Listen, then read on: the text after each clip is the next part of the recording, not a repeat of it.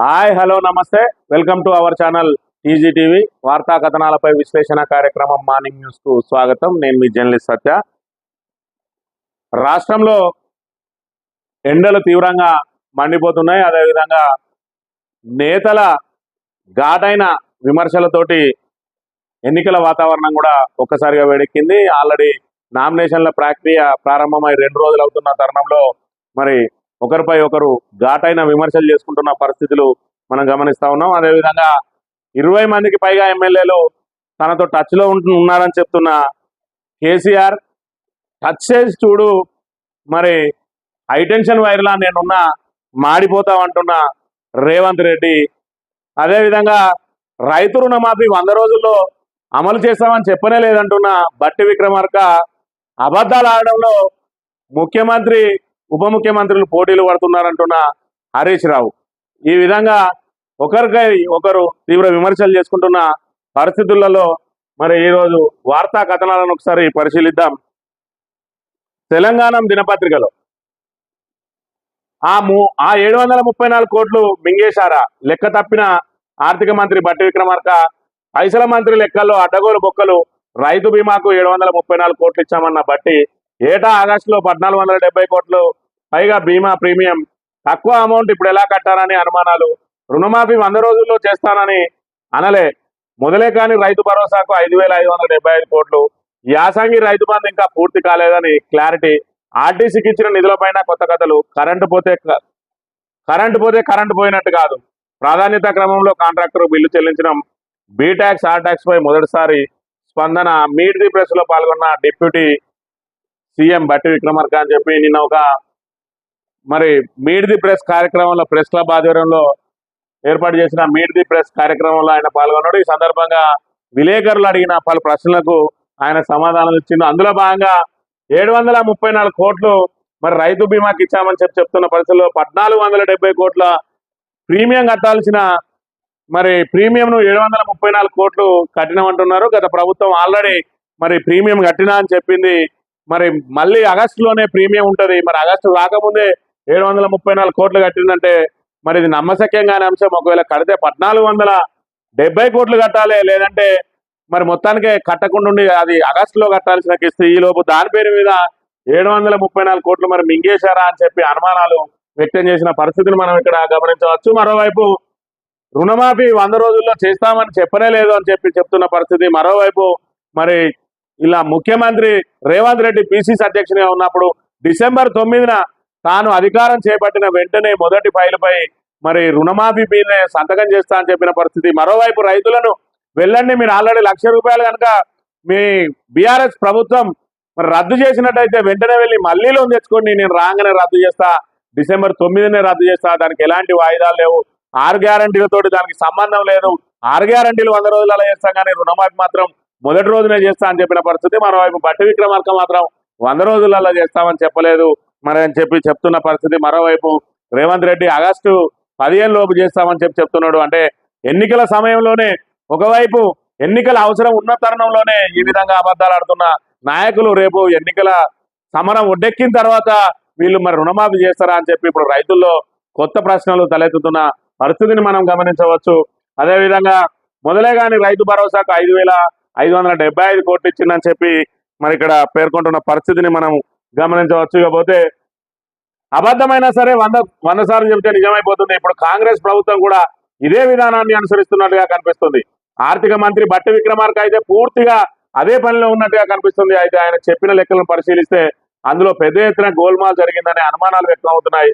రైతు బీమా, రైతు భరోసా నుంచి కరెంటు దాకా ప్రతి అంశంలో బట్టి చెప్పిన మాటలు అనేక అనుమానాలకు తావిస్తున్నాయి.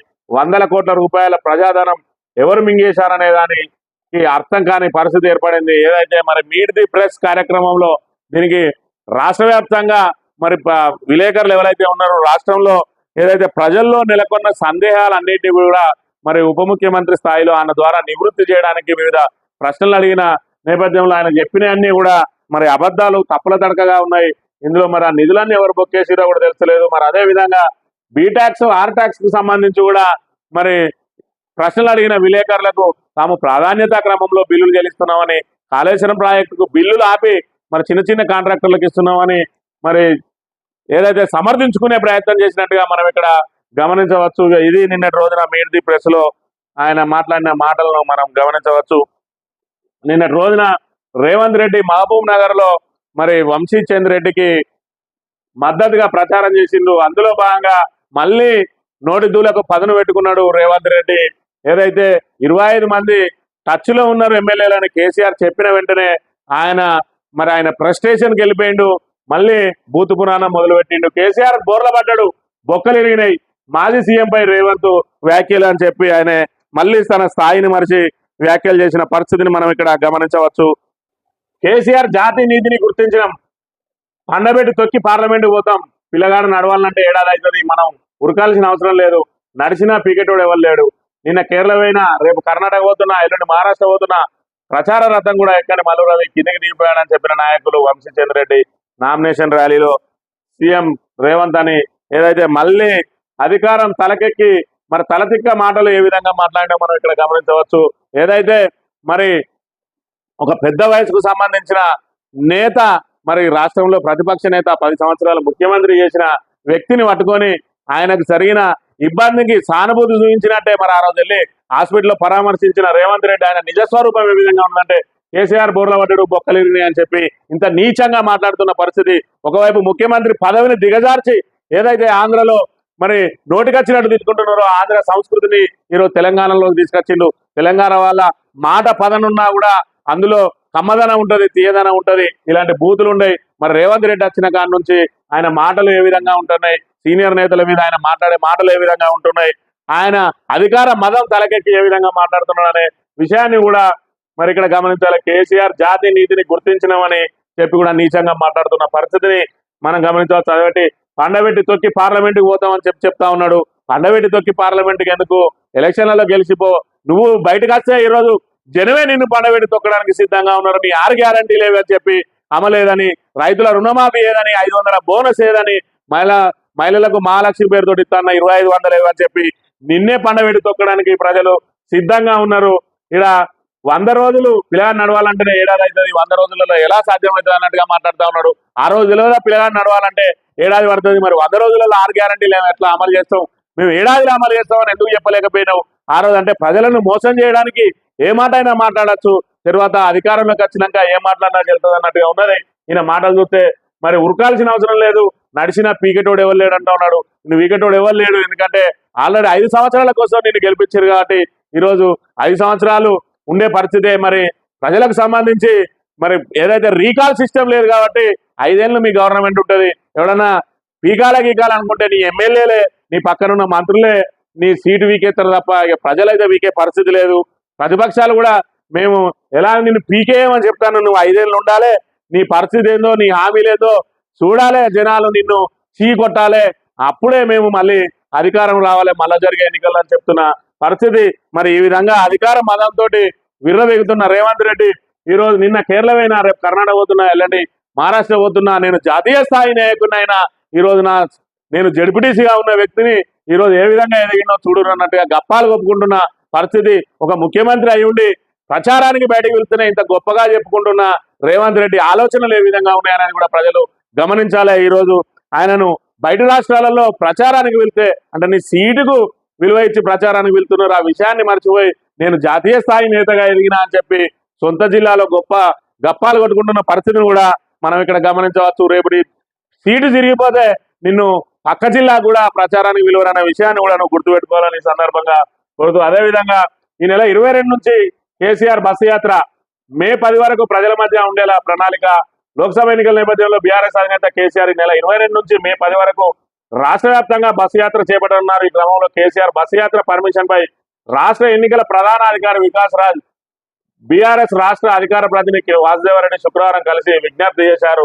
రోడ్ షోలు ఉదయం 8 నుంచి 10 గంటల మధ్య ఉంటాయని, తిరిగి సాయంత్రం 5 గంటల నుంచి 10 గంటల వరకు ఉంటాయని తెలిపారు. ఏదైతే ఈ నెల 22 నుంచి కూడా మరి ప్రచారం ముగిసే సమయం వరకు మే 11 అంటే మే 10వ తేదీ వరకు ప్రజల మధ్యలో ఉండేలా ప్రణాళికలు రూపొందిస్తా ఉన్నారు. దానికి సంబంధించిన మరి ఏదైతే అనుమతి కోసం సీఈఓను కలిసిన పరిస్థితిని మనం ఇక్కడ గమనించవచ్చు. ఇకపోతే అంగన్వాడీకి సంబంధించిన ప్రధానంగా వార్త, మేము ఏదైతే మరి ప్రభుత్వ ఉద్యోగులకు ఒకటే తేదీనే టెన్షన్గా మరి జీతాలు వేస్తున్నాం అని గప్పాలు కొడుతున్న సర్కారు మరి డొల్లతనం ఏదో ఇక్కడ మనం గమనించవచ్చు. జీతాలు మహాప్రభు, అంగన్వాడీలకు అందరి వేతనాలు, జీతాల కోసం ఎదురు చూపులు.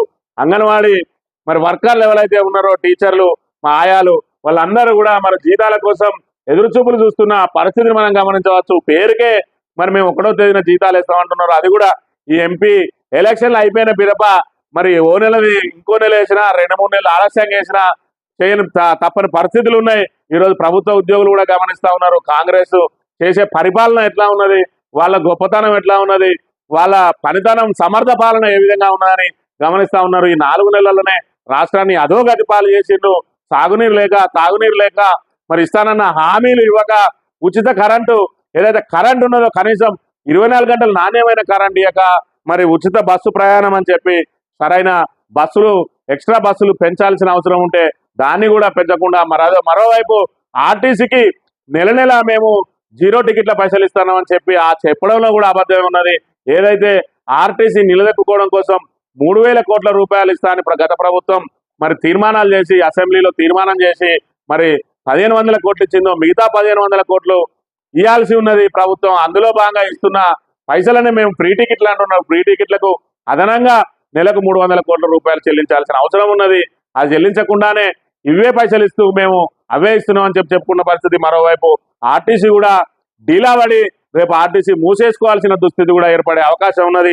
మళ్ళీ జీతాలు ఇవ్వలేని పరిస్థితిలోకి ఆర్టీసీ వెళ్లే ప్రమాదం ఉన్నది. ఏదైతే మరి గత ప్రభుత్వం ఆర్టీసీని ప్రక్షాళన చేసి ఆర్టీసీని లాభాల్లోకి తీసుకొచ్చిందో, మరి ఏదైతే కార్గో అని ప్రత్యేకంగా అందులో ఒక విభాగాన్ని ఏర్పాటు చేసి దాన్ని లాభాల్లోకి తీసుకొచ్చింది. ఇప్పుడు దాంతోనే ఎంతో కొంత నెట్టుకొస్తున్న పరిస్థితి. ఇంకా ఇలాగే ఫ్రీ టికెట్ల వ్యవస్థ ఇచ్చుకుంటూ పోతే మరి దానికి సంబంధించిన డబ్బులు కనుక ప్రభుత్వం ఇవ్వకపోతే ఆర్టీసీ జీతాలు కూడా చెల్లించలేని దుస్థితికి చేరే అవకాశం ఉన్నది. ఇది రాష్ట్రంలో నెలకొన్న పరిస్థితిని మనం గమనించవచ్చు. ఏదైతే ప్రభుత్వ ఉద్యోగులకు 1వ తారీఖునే జీతాలు ఇస్తానన్నారు అంటే అంగన్వాడీ ఆయాలు వర్కర్లు మరి ప్రభుత్వ ఉద్యోగుల కిందికి రారా? కేవలం ఏదైతే మీ ఓట్లను ప్రభావితం చేయగలుగుతారు, మీ ఎన్నికల విధుల్లో పాల్గొంటారో వాళ్ళను మాత్రమే మీరు మరి ప్రభుత్వ ఉద్యోగులుగా గుర్తిస్తున్నారా? మరి ప్రభుత్వాన్ని తెలియజేయాల్సి ఉన్నది. అదేవిధంగా ఏదైతే భువనగిరి కాంగ్రెస్ అభ్యర్థి ఉన్నాడో చామల కిరణ్ కుమార్ రెడ్డి మీద భూ కబ్జా కేసు నమోదైన అంశాన్ని మనం ఇక్కడ గమనించవచ్చు. ఒకవైపు మరి ఎవరైతే కాంగ్రెస్ ప్రభుత్వం వచ్చిన తర్వాత అందిన కాడికి దోచుకో అన్నట్టుగా ఉన్నది కాంగ్రెస్ నాయకుల పరిస్థితి. ఈయన ఒకవైపు ఎంపీగా పోటీ చేస్తూనే మరోవైపు భూ కబ్జాలకు పాల్పడుతున్నాడని ఈయన మీద మరి ఆరోపణలు చేసి కంప్లైంట్ చేస్తే కేసు బుక్ అయిన పరిస్థితిని మనం ఇక్కడ గమనించవచ్చు. భువనగిరి కాంగ్రెస్ ఎంపీ అభ్యర్థి చామల కిరణ్ కుమార్ రెడ్డిపై భూ కబ్జా కేసు నమోదైంది. తుక్కయాంజల్లోని సర్వే నెంబర్ 501లో 200 గజాల భూమిని కిరణ్ కుమార్ రెడ్డి కబ్జా చేశాడని రాధిక అనే మహిళ శుక్రవారం ఆదిపట్ల పోలీస్ స్టేషన్లో ఫిర్యాదు చేసింది. దీంతో కిరణ్ కుమార్ రెడ్డిపై ఆదిపట్ల పోలీస్ స్టేషన్లో 447, 427, 506 సెక్షన్ల కింద కేసు నమోదు చేసి దర్యాప్తు మొదలుపెట్టారు. ఘటనపై సీఐ మాట్లాడుతూ సదర్ ప్లాట్ ను కిరణ్ కుమార్ రెడ్డి 2003లో రాధిక 2017లో కొనుగోలు చేసినట్టు డాక్యుమెంట్లు ఉన్నాయని తెలిపారు. ఇద్దరు డాక్యుమెంట్లు పరిశీలించి దర్యాప్తు చేస్తున్నామని తెలిపారు. మరి ఏదైతే దొంగ డాక్యుమెంట్లు సృష్టించిన వాళ్ళు ఎవరైనా కూడా మరి ప్రస్తుతం ఒరిజినల్ డాక్యుమెంట్లు ఎవరైతే ఉన్నాయో దానికంటే పిదపనే కొన్నట్టుగానే, దానికంటే ముందే కొన్నట్టుగా మరి డాక్యుమెంట్లు సృష్టించడం ఇది సహజమే. మరి దీని మీద పోలీసులు ఖచ్చితంగా విచారణ చేయాలి. మరి ప్రభుత్వం కూడా వాళ్ళ ఒకవైపు మరి ప్రజాప్రతినిధిగా పోటీ చేయబోతున్న వ్యక్తి ఇంకా ప్రజాప్రతినిధిగా ఎన్నిక కాకముందే కబ్జాలకు పాల్పడుతున్నాడంటే మరి ఎంపీగా అయిపోయిన తర్వాత నల్గొండ జిల్లాని పూర్తిగా కబ్జా చేసిన ఆశ్చర్యం లేదు. కాబట్టి దీని మీద ప్రజలు కూడా మరి గమనించాలి. ఒకవైపు వాళ్ళ ప్రభుత్వం ఉండగా కూడా కేసు నమోదైందంటే మరి అది ఎంత సీరియస్ విషయం కూడా మీరు గమనించాలి. పోలీసులు మరి ధైర్యం చేసి కేసు నమోదు చేసిరంటే అందులో ఎంతో కొంత నిజం, లేకపోతే వాళ్ళు మరి కేసు నమోదు చేసే అవకాశం లేదు. కాబట్టి ఇలాంటి భూ కబ్జా కోరులను మరి ఎన్నికల ద్వారానే బుద్ధి చెప్పాలని చెప్పి కూడా ప్రజలకు విజ్ఞప్తి చేస్తా ఉన్నాం. కాంగ్రెస్ లో అబద్ధాల పోటీ మరి అబద్ధాలు ఆడుతున్నారు అంటూ హరీష్ రావు ట్వీట్. కాంగ్రెస్ 6 గ్యారంటీలు 100 అబద్ధాలతో సమానమని మరోసారి నిరూపితమైంది. సిద్దిపేట ఎమ్మెల్యే హరీష్ రావు ట్వీట్ చేశారు. అబద్ధాల్లో సీఎం రేవంత్ రెడ్డితో డిప్యూటీ సీఎం బట్టి విక్రమార్క పోటీ పడుతున్నారని ఎద్దేవా చేశారు. ఏదైతే మరి గతంలో అసెంబ్లీ సాక్షిగా ఉప ముఖ్యమంత్రి బట్టి విక్రమార్క గారు మేము నిరుద్యోగ భృతిని ఇస్తామని ఎక్కడా చెప్పలేదని అన్నాడు. మరి ఆయన 420 హామీల్లో లిఖిత పూర్వకంగా మేనిఫెస్టో రిలీజ్ చేసిండు. ఆ లిఖిత పూర్వకంగా ఉన్న మేనిఫెస్టోనే మేము చెప్పలేదని చెప్పిన పరిస్థితి మనం చూసినాం అసెంబ్లీ సాక్షిగా. మళ్ళీ నిన్నటి రోజున మీడియా ప్రెస్ లో మేము రుణమాఫీ 100 రోజుల్లో చేస్తామని చెప్పలే అంటున్నాడు. మరి నిజంగానే అది కూడా 100 రోజుల్లో చేస్తా అని చెప్పలేదు. వాళ్ళు వచ్చిన మొదటి రోజునే చేస్తా అని చెప్పిన పరిస్థితి.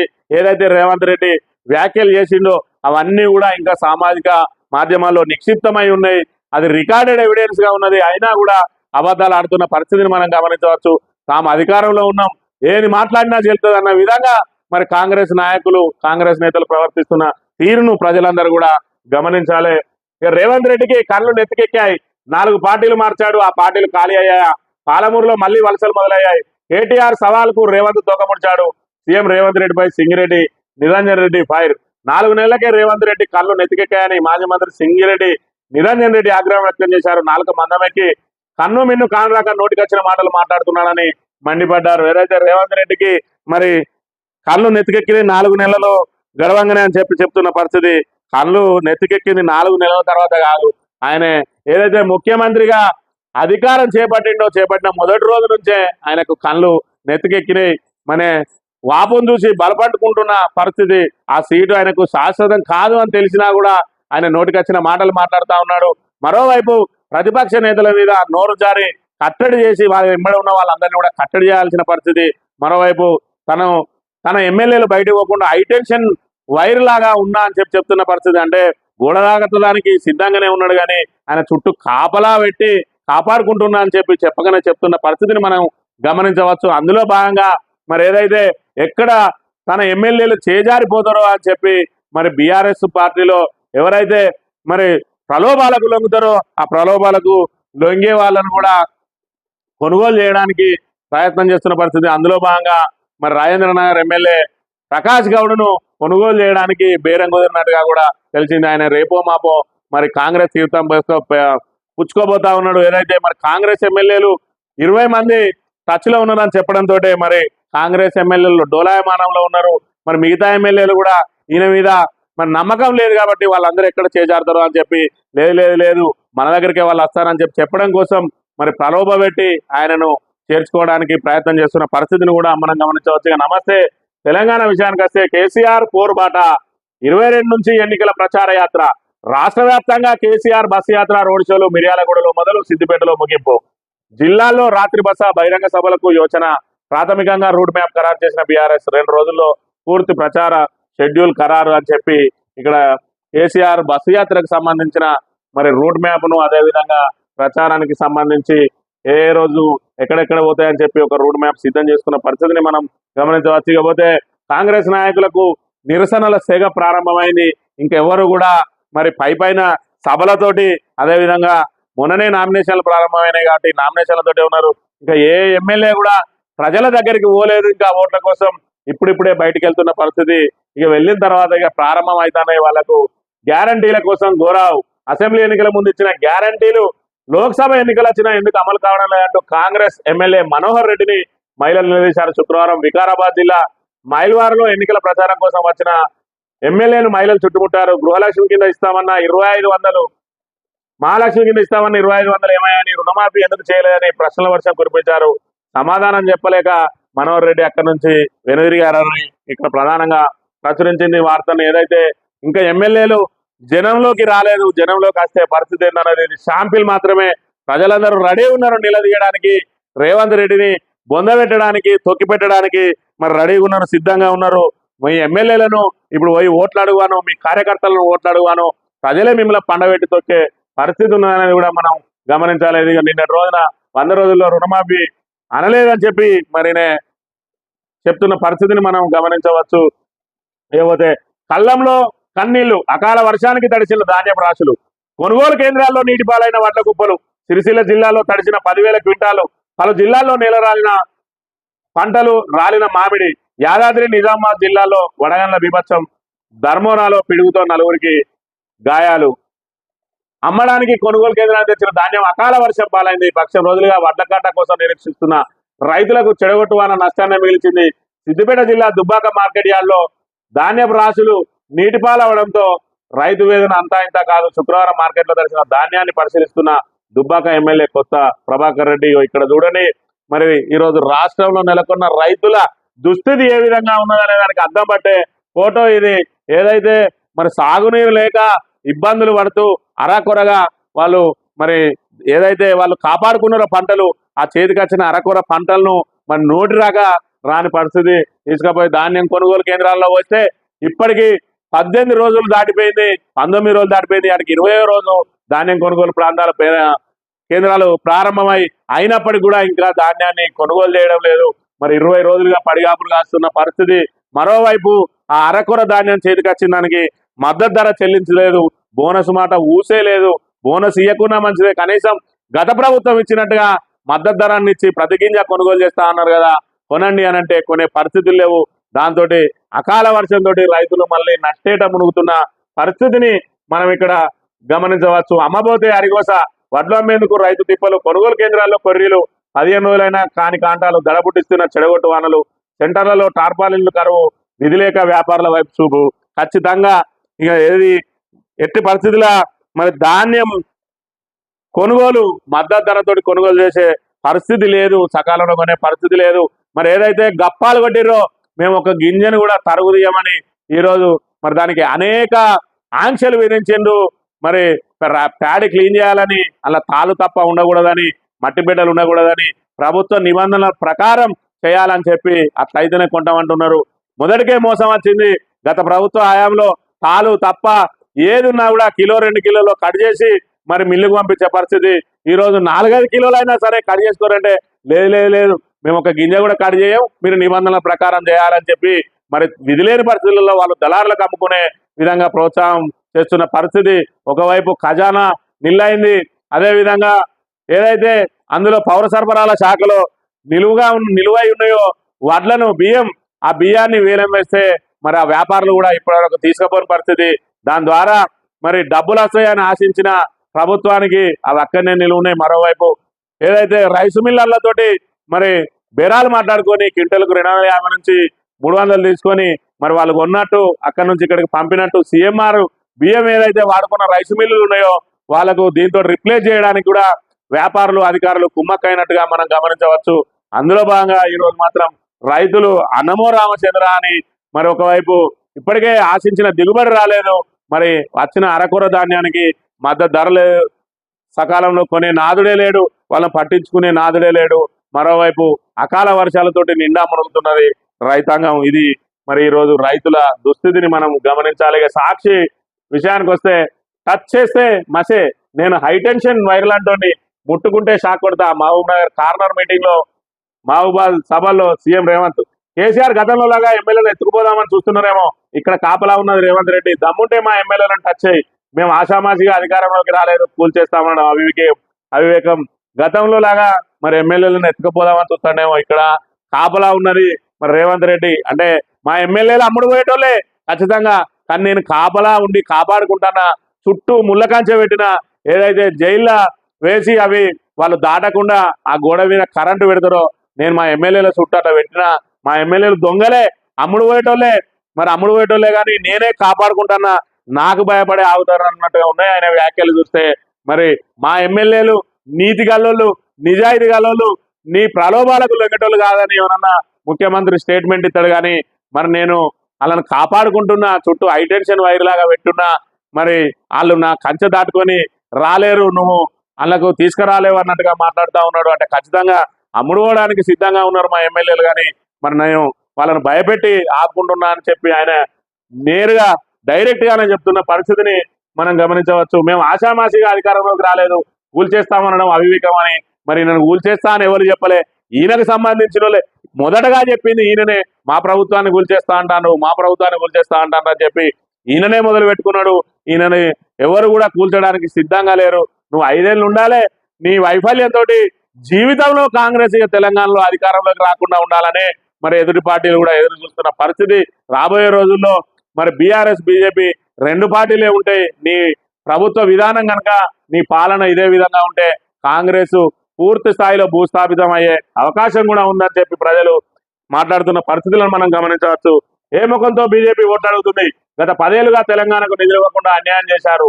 ఇక్కడ ప్రధానంగా ఒక అంశాన్ని గమనించాలి, వీళ్ళ మాట తీరు. నిన్న బట్టి విక్రమార్క కూడా అదే మాట మాట్లాడిండు, ఈయన కూడా అదే మాట మాట్లాడుతున్నాడు. ఏ మాట అంటే కిషన్ రెడ్డి ఏదైతే ఉన్నాడో మరి తెలంగాణకు 10 లక్షల కోట్లు ఇచ్చినామని చెప్తే ఈయన మరి గత 10 ఏళ్లలో తెలంగాణకు అన్యాయం చేసిరంటున్నావు. గత 10 ఏళ్లలో ఉన్న ప్రభుత్వం ఎవరిది? బీఆర్ఎస్ ప్రభుత్వం. మరి మొదటి నుంచి కూడా బీఆర్ఎస్ ప్రభుత్వం అదే చెప్తా ఉన్నది. బీజేపీ తెలంగాణ మీద కక్ష కట్టింది. మరి ఇవ్వలేదు, నిధులు ఇవ్వడం లేదని. మరి బీజేపీ బీఆర్ఎస్ ఏ టీం బి టీంలు అయితే మరి ఖచ్చితంగా అడిగినన్ని నిధులు ఇస్తుంది కదా. ఎక్కడన్నా తన సొంత మరి తోకపాటికి నిధులు ఇవ్వకుండా ఉంటుందా? మరి నువ్వు నిధులు ఇవ్వలేదని చెప్తా ఉన్నావు. మరోవైపు బీఆర్ఎస్ బీజేపీలు ఒక్కటే అని చెప్తా ఉన్నావు.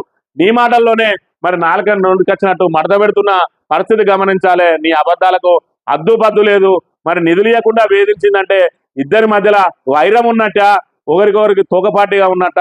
మరి తెలంగాణకు అన్యాయం చేసింది బీఆర్ఎస్ పార్టీని పలచన చేయడం కోసమే నిధులు ఇవ్వకుండా వేధించింది. కేవలం బీఆర్ఎస్ ను వేధించడం కోసం ఆ రోజు బీజేపీ చేసింది. ఈ రోజు బీఆర్ఎస్ ను ప్రతిపక్షంలో వేధించడం కోసం నువ్వు కాళేశ్వరం ప్రాజెక్టును నాశనం చేసినావు. ఇవాళ అక్కడ నిర్మాణ సంస్థ ఏదైతే ఉన్నదో ఎలాంటి సంస్థ కాఫర్ డ్యాం కట్టడానికి ముందుకొచ్చినా కూడా మీ మంత్రి మళ్ళీ అదరగొట్టి ఎన్డీఎస్ఏ నిపుణుల నివేదిక వచ్చే వరకు కూడా దాన్ని ఎలాంటి పనులు చేపట్టవద్దని ఇంకా రైతాంగాన్ని ప్రజలను మరి నట్టేట ముంచడానికే ప్రయత్నం చేస్తా ఉన్నాం. మరోవైపు బట్టి విక్రమార్క అయితే మరి ఆయనకి ఏం అవగాహన ఉన్నదో తెలియని మరి మిషన్ భగీరథకు 42,000 కోట్లు పెట్టినావు. మరి అది ఎందుకు పనిచేస్తలే అంటాను. గోదావరి నిండా పెట్టి మిషన్ భగీరథ పనిచేయమంటే ఏమైనా చేస్తుంది? మొత్తం mission Bhagiratha depend upon Godavari నది. మరి పూర్తిగా గోదావరి నదిలో నీళ్లను నిల్వ చేసి ఆ నీటిని పూర్తిగా రాష్ట్రం అంతా కూడా పంపడానికి ఏర్పాటు చేసిందే మిషన్ భగీరథ. మనం ఇక్కడ కాళేశ్వరాన్ని బూచిగా చూపెట్టి ఉన్న నీళ్ళన్నింటినీ కూడా సముద్రం పాలు చేసి ఈ రోజు ఎందుకు వస్తలేదంటే మరి మీ మాటలకు అద్దుపద్దు ఉన్నదా? మీరు ఏం మాట్లాడుతారు? మీరు అబద్ధాలు ఎన్ని మాట్లాడినా మాదే నడుస్తా అనుకుంటున్నారా? మరి జనులు పిచ్చోళ్ళు అనుకుంటున్నారా? నీళ్ళు ఎవరు వదిలేసిరో తెలియదా? ఇంకా గత ప్రభుత్వమే వాళ్లకు మరి సమర్థ పాలన చేయరాక ఈ కరువు వచ్చిందంటాను. 10 ఏళ్లలో రాని కరువు నూరాంగానే కరువు ఎట్లా వస్తుంది? మరి 10 ఏళ్ళు ఏ విధంగా వాళ్ళు పరిపాలన చేసిరు? అప్పుడు దాని చదే మరి జరుపుకుంటూ పోయిందా? మీరు రాగానే పాపం అప్పుడు గత ప్రభుత్వం చేసిన పాపాలు 10 సంవత్సరాలు కట్టగట్టిని అన్ని మీ మీద ఉరికచ్చి పడ్డట్టుగా మాట్లాడుతూ ఉన్నారు. చేతగానులే మాటలు ఎక్కువ మాట్లాడతారు. మరి చేతగాని ప్రభుత్వం ఇక్కడ ముఖ్యమంత్రి ఉప ముఖ్యమంత్రులు కూడా అబద్ధాలతోటి కాలం వెల్లడిస్తా ఉన్నారు. కేవలం ఈ 5 సంవత్సరాల్లో అందిన కాడికి దోచుకుందామనే ఇక్కడ కాంగ్రెస్ నాయకులందరూ కూడా ప్రయత్నం చేస్తా ఉన్నారు. అందులో భాగంగా ఒక్కొక్కరు ఒక్కో విభాగాన్ని పంచుకుంటున్నారు. ఈయన ఆర్ ట్యాక్స్, ఆయన బి ట్యాక్స్, ఇంకా పరిశ్రమల ట్యాక్సులు, ఇంకా ఎవరికి వీలైతే వాళ్ళ ట్యాక్స్.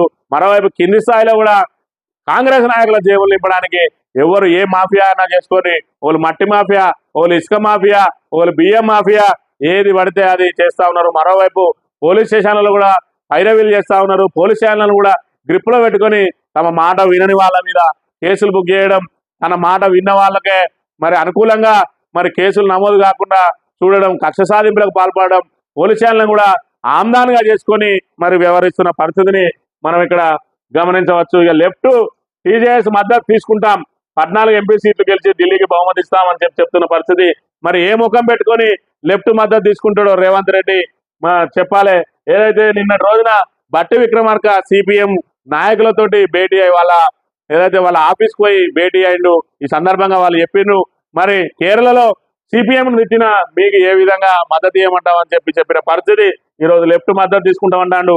మరి బీజేపీ తోటి కుమ్మక్కైన సిపిఎం అని నువ్వే చెప్పినావు నిన్న. మళ్ళీ ఇక్కడికి వచ్చి అంటే ఈయన రాష్ట్రాలు దాడితే ఒక మాట ఉంటుంది, రాష్ట్రానికి వస్తే ఒక మాట ఉంటుంది. ఢిల్లీకి పోతే మరి బీజేపీ ఏదైతే మోడీ అంతా గొప్పోళ్ళు లేదంటాడు, గుజరాత్ మోడల్ అంటాడు. బీజేపీ పక్కన నిలబడ్డప్పుడు బీజేపీ మాటలు మాట్లాడతాడు, కాంగ్రెస్ పక్కన నిలబడ్డప్పుడు కాంగ్రెస్ మాటలు మాట్లాడతాడు. ఈయన బీజేపీ నాయకుడా, కాంగ్రెస్ నాయకుడా, లేకపోతే కాంగ్రెస్ లో ఉన్న బీజేపీ బి టీంకు నాయకుడా అనేది ప్రజలు తికమకలో ఉన్న పరిస్థితిని కూడా మనం ఇక్కడ గమనించవచ్చు. ఇక ఆఖరి నిమిషం దాకా అలర్ట్ అప్రమత్తంగా ఉండాలని బీఆర్ఎస్ నిర్ణయం. అభ్యర్థులు చేజారకుండా అన్ని రకాల జాగ్రత్తలు. అధినేత కేసీఆర్ తో భేటీ అయిన కేటీఆర్, హరీష్ రావు 22వ తేదీ నుంచి కేసీఆర్ బస్సు యాత్రపై కసరత్తు అని చెప్పి మరి ఈయన కూడా ఏదైతే బీఆర్ఎస్ మీద చిన్నగా ఏది అది ఆరోపణ అని తెలియకుండానే ఆరోపణలు చేసి కాంగ్రెస్ కు మేలు చేసే కార్యక్రమాలకు ఈనాడు పాల్పడుతున్న పరిస్థితిని మనం గమనించవచ్చు. మొన్నటికి మొన్న మరి ఏదైతే కడియం కావ్య ఇందులో నుంచి టికెట్ ఇచ్చిన తర్వాత వెళ్ళిపోయిందో మిగతా వాళ్ళు కూడా వెళ్ళిపోతారంటారు. మరి ఇప్పటికే ఆల్మోస్ట్ టికెట్లన్నీ ఇష్యూ అయిపోయినాయి. మరి కాంగ్రెస్ కు సంబంధించి 3 టికెట్లు అలా హైదరాబాద్ లో వాళ్ళు ఆశ వదులుకున్నదే, కరీంనగర్ లో ఆల్రెడీ ఆశ వదులుకున్నదే, ఖమ్మంలో ఏదైతే గెలుస్తామని అనుకుంటున్నారో మరి 3 మంత్రులు కొట్లాడుతున్న పరిస్థితి. మరొకవైపు సర్వేలు చూస్తే మాత్రం ఖచ్చితంగా మరి ఎట్టి పరిస్థితుల్లో కాంగ్రెస్ గెలిచే అవకాశం లేదు. అక్కడ సిట్టింగ్ స్థానం మళ్ళీ బీఆర్ఎస్కే పోతుందని చెప్తున్న పరిస్థితి. ఇంకా ఎవరు మళ్ళీ పార్టీ మారే అవకాశం ఉన్నది? నామా నాగేశ్వరరావును మరి కాంగ్రెస్ నుంచి ఇట్లా పెట్టడానికి ప్రయత్నం ఇట్లా చేస్తా ఉన్నారో ఏమో, మరి అది ఈనాడుకు ఉప్పందినట్టుగా ఉన్నది. అందులో భాగంగానే మరి ఈ వార్తను ప్రచురించినట్టుగా మనం గమనించవచ్చు. ఆంధ్రజ్యోతి విషయానికి వస్తే ట్యాపింగ్ తేలితే కఠిన చర్యలే, తెలంగాణలో టెలిగ్రాఫ్ చట్టాన్ని ఉల్లంఘించినట్లయితే చర్యలు తప్పవు. కేసీఆర్ పాలనపై అనేక ఆరోపణలు, తెలంగాణలో మాకు 10 సీట్లు పక్క. అసెంబ్లీ ఎన్నికల్లో కాంగ్రెస్ హామీలు చూసి ప్రజలు మోసపోయారు, లోక్సభ ఎన్నికల్లో బీజేపీకి ఓటేస్తారు. ఢిల్లీ మద్యం స్కామ్లో కవితే కీలకం, ఏపీలో కూటమి అధికారం, బాబు నేతృత్వంలో ప్రభుత్వాన్ని ఏర్పాటు చేస్తాం.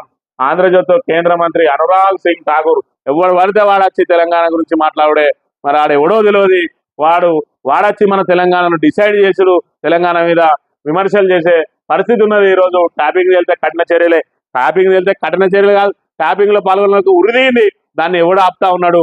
వీడొక మాట మాట్లాడతాడు, వాడొక మాట మాట్లాడతాడు. ఇటు ఇక్కడ ఈ ప్రభుత్వం ఆ ప్రభుత్వం కేవలం బీఆర్ఎస్ మీద విమర్శలు చేస్తూ బీఆర్ఎస్ ఆకర్షణను ప్రజల నుంచి తగ్గించి దాన్ని క్యాచ్ చేసుకోవడానికి ప్రయత్నం చేస్తున్నాయి తప్ప తాము సొంతంగా ఏం చేస్తామని చెప్పి ప్రజలను ఓట్లాడుకునే పరిస్థితి లేని దుస్థితిలో ఉన్నాయి ఈ రెండు పార్టీలు కూడా ప్రజలు గమనించాలి. లేకపోతే రాష్ట్రాన్ని దోచేశారు బీఆర్ఎస్ అవినీతి పార్టీ, అది చూడలేకే ఈటల బీజేపీలో చేరారు. హామీలు అమలు చేయని కాంగ్రెస్ ఓటరి హక్కు లేదు, బీఆర్ఎస్ కు డిబైట్ రావు, కాంగ్రెస్ తోనే మా పోటీ, సికింద్రాబాద్ ఎంపీ అభ్యర్థిగా నామినేషన్ దాఖలు అని చెప్పి మరి ఏదైతే ఈయన కిషన్ రెడ్డి మాట్లాడుతూ ఉన్నాడో, మరి బీఆర్ఎస్ అవినీతిని చూడలేకనే ఈటల బీజేపీలో చేరిండని చెప్తున్న పరిస్థితి. మరి ఈటల రాజేందర్ ఏ పరిస్థితులలో బీజేపీలో చేరిండో అది అందరికీ తెలిసిన విషయమే.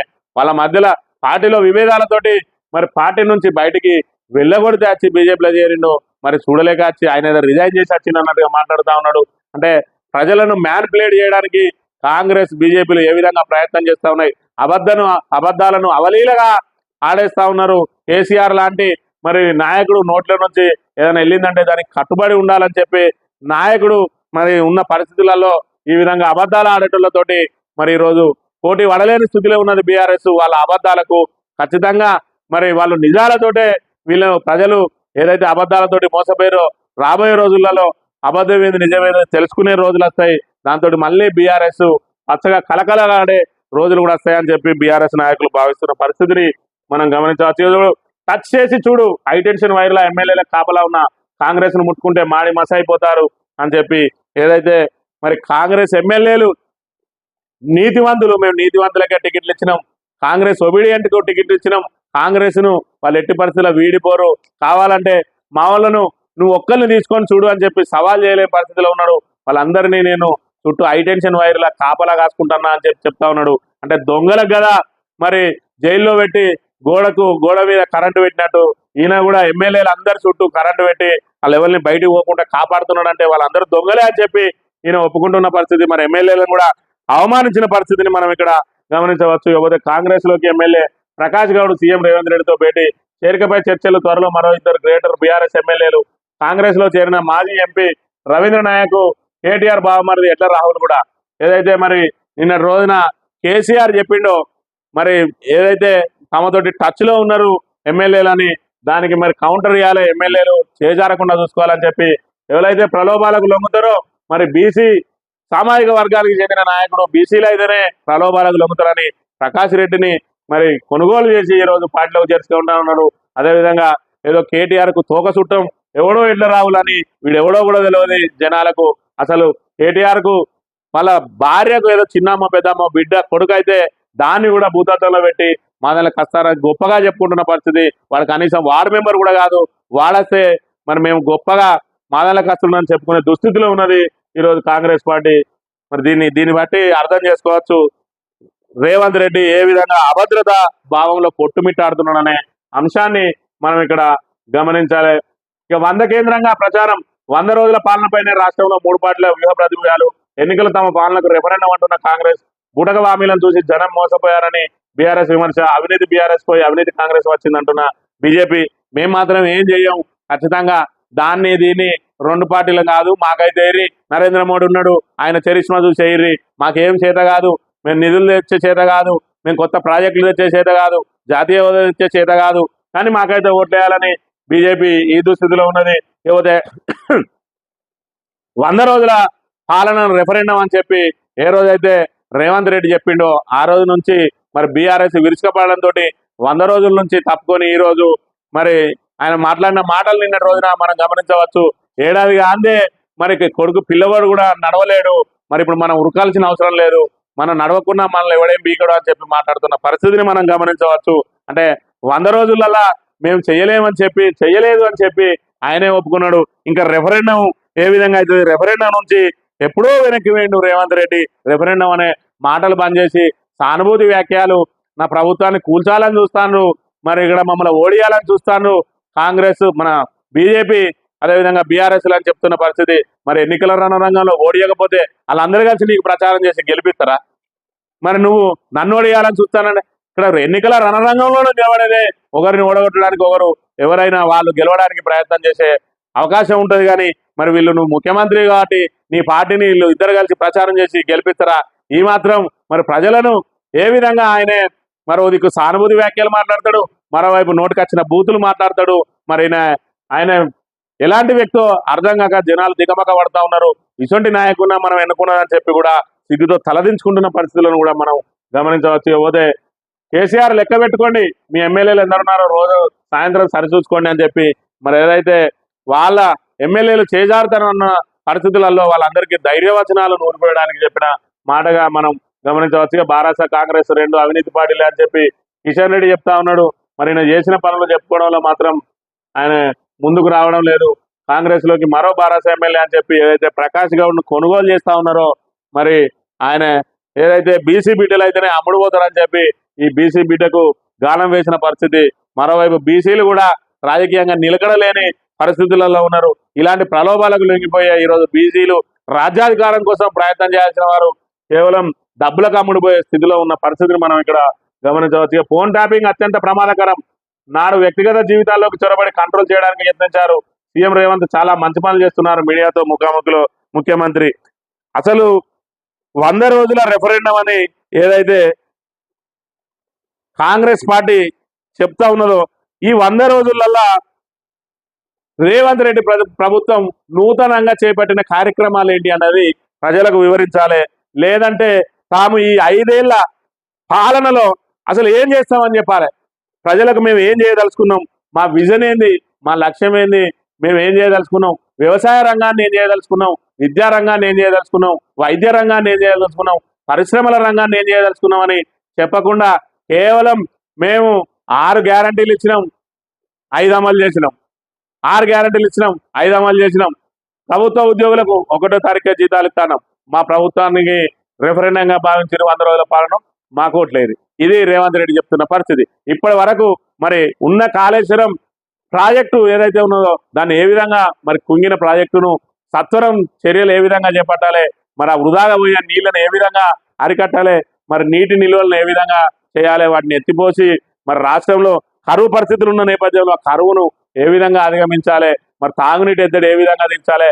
ఈరోజు కరెంటుకు సంబంధించి మరి వ్యయం ఎక్కువైంది గత ప్రభుత్వ హయాంలో అని ఏదైతే చెప్తా ఉన్నారో ఆ వ్యయం తగ్గించడానికి మరి చేపట్టే చర్యలు ఏంటి అని చెప్పి దాని మీద దృష్టి పెట్టాలి. విద్యారంగంలో మార్పులు ఏ విధంగా తీసుకురావాలని చెప్పి చేపట్టాలి.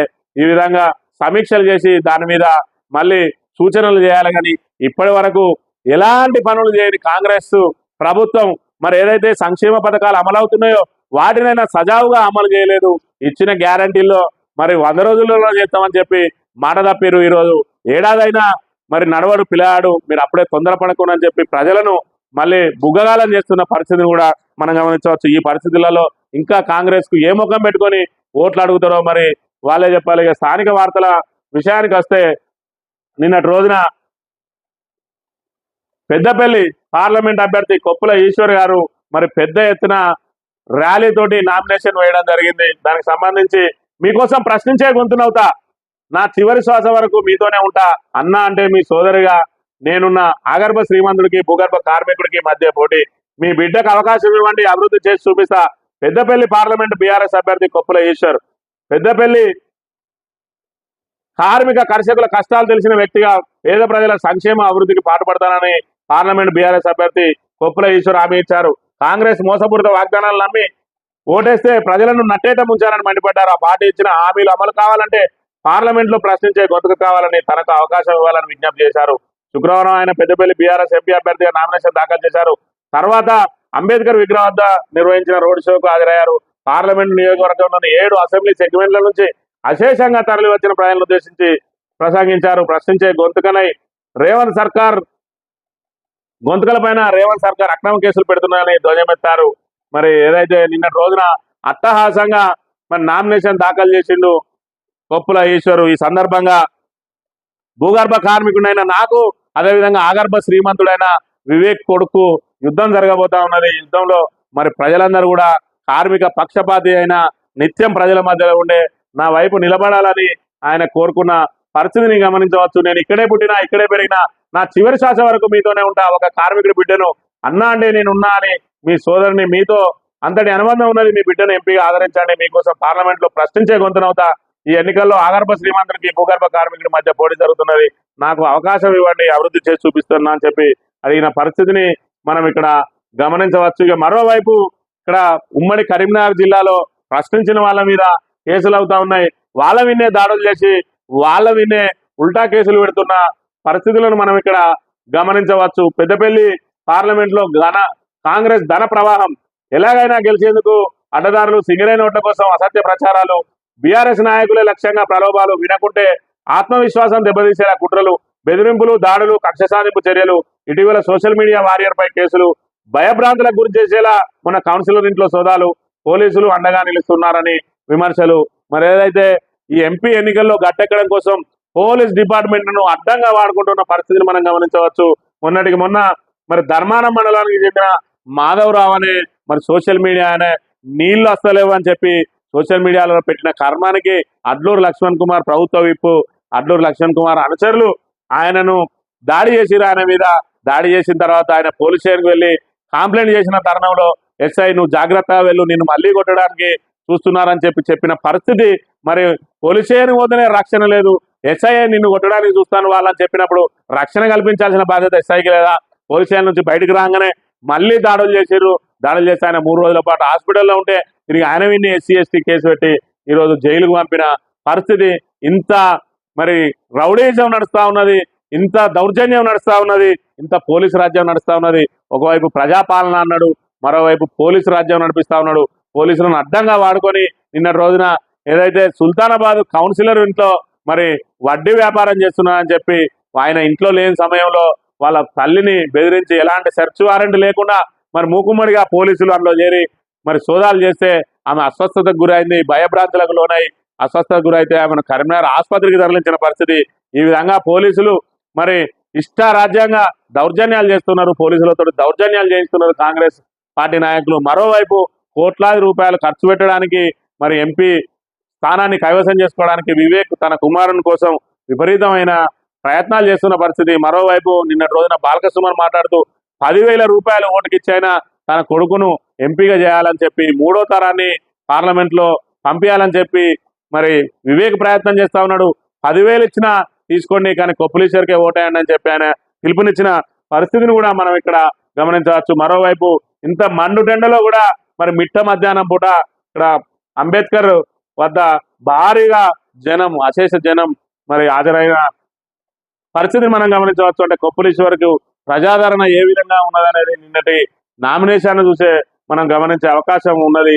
ఇక నేడు వేడుకల Bajireddy nomination Nizamabad BRS MP అభ్యర్థిగా దాఖలు అని చెప్పి మరి నిన్న బాజిరెడ్డి గోవర్ధన్ కూడా అక్కడ నామినేషన్ వేసిన పరిస్థితిని మనం గమనించవచ్చు.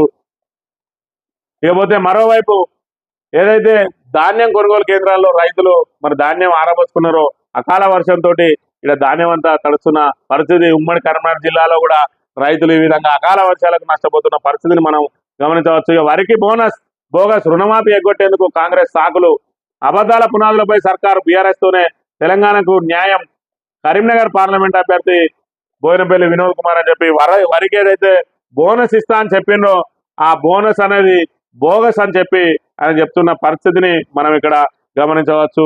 స్థూలంగా ఇది ఈరోజు మార్నింగ్ న్యూస్. తిరిగి రేపు కలుద్దాం. Thank you very much.